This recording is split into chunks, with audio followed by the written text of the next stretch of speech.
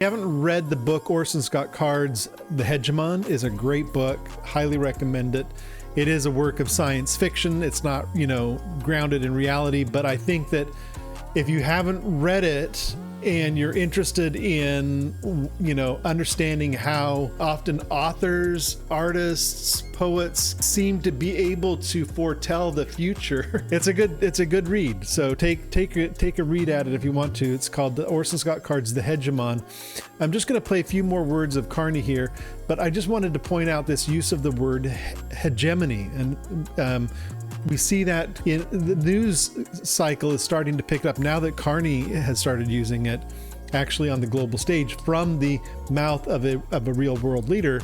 We're seeing it start to come out into the news cycles a little bit more as well. Let me go back here, and I'm just going to rewind just a little bit, and let's just hear a few more words of this. This fiction was useful. An American hegemony in particular helped provide public goods, open sea lanes, a stable financial system, collective security, and support for frameworks for resolving disputes. So he's talking about how good the hegemony was right here. In the window. We participated in the rituals, and we largely avoided calling out the gaps between rhetoric and reality. And I want to point out where he's saying that we participated, because he's talking about a merchant hanging the sign in the window in Germany to just kind of go along with stuff.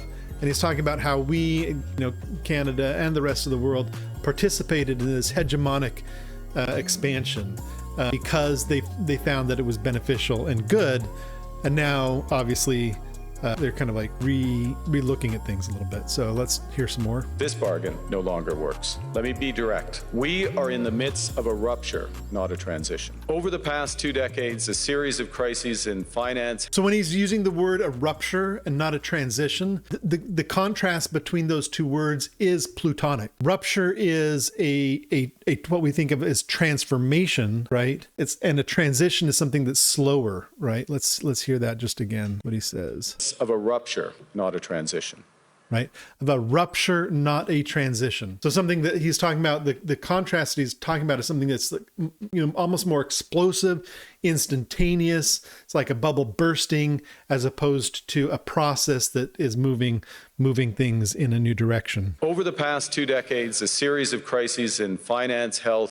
A series of crises in finance and health. Crises is another Plutonic word. Energy and geopolitics have laid bare the risks of extreme global integration. But more recently, great powers have begun using economic integration as weapons. Tariffs as leverage, financial infrastructure as coercion, supply chains as coercion, vulnerability. These are all very Pluto-oriented themes. So we're seeing it happen in real time here. You cannot live within the lie of mutual benefit through integration when integration becomes the source of your subordination. That's just too, I got to replay that again for you. Let's just listen to that one again. I've listened to this talk several times already. It's just, if you haven't listened to this whole talk, I highly recommend watching and listening to this whole talk. We have not seen anything like this on the world stage in my lifetime, in the reframing and the reorientation of the way that a world leader is actually posturing themselves. A world leader in terms of an ally to the NATO, the United Nations kinds of stuff. Obviously, we have world leaders that posture in all kinds of ways, but we're talking about the Prime Minister of Canada here. So let's just listen. I just rewind just a second here. You cannot live within the lie of mutual benefit through integration when integration becomes the source of your subordination. When integration becomes the source of your subordination. Integration becomes the source of your subordination.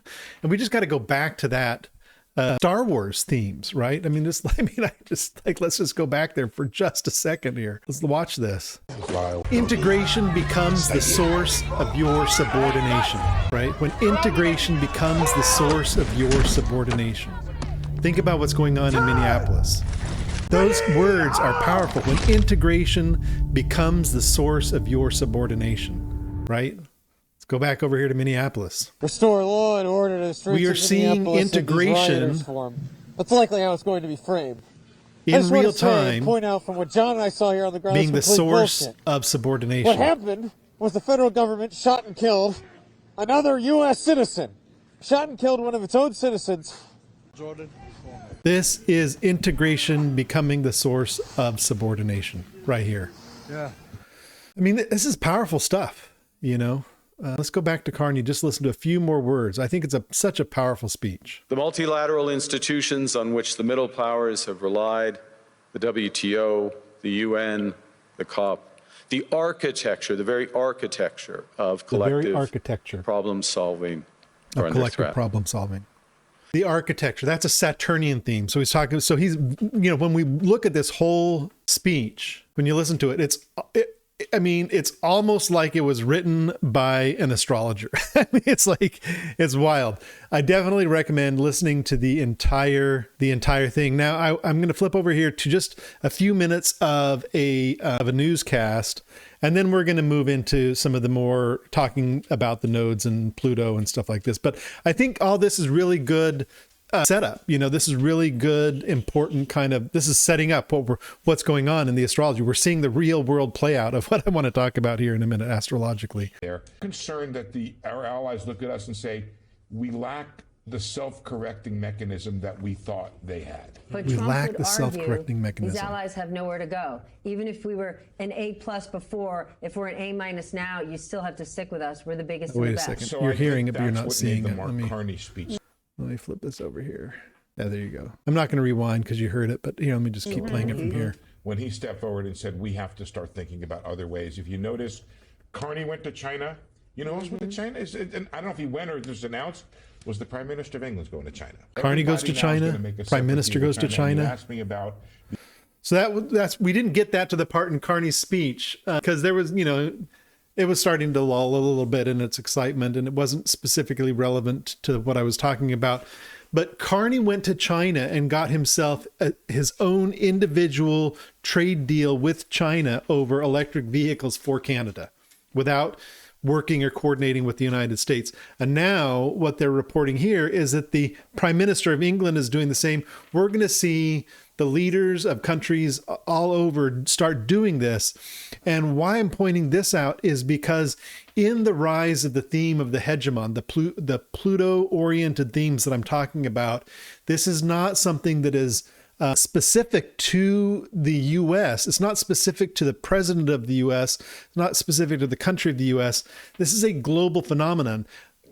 You know, one of the things I did as I looked back at the European Union and the formation of the European Union, I think that I put that on one of the videos. If not, I'll go back and check the videos to make sure that one got published. But I did an analysis of the formation of the European Union on relative to this Pluto nodal axis and how it's playing into the overall world themes. Like I remember, like when I was growing up, the European Union didn't exist, right? It became formed in 1993, and that itself is a hegemonic expression. When we see the formation of the United States hundreds of years ago is a hegemonic expression. It's the aggregation of power, the transformation of power, moving power from old to new and new into an aggregated experience. So let's listen to some more of this just for a minute. The economic part of it, I'll also give you, if we're going to reign in China, it's going to be together. We're not sure we have those allies because now they're saying, I got to do a deal with America and with China. I'm not going to let America take the lead on the deal. See, I got to do a deal with America and with China. So this is the arising of two powers that are going to be competing as opposed to a diversity of power. So the hegemonic experience, the hegemonic expression is more and more consolidation and making fewer and fewer choices around governance. Just a few more words here. Deal of reigning in Chinese security.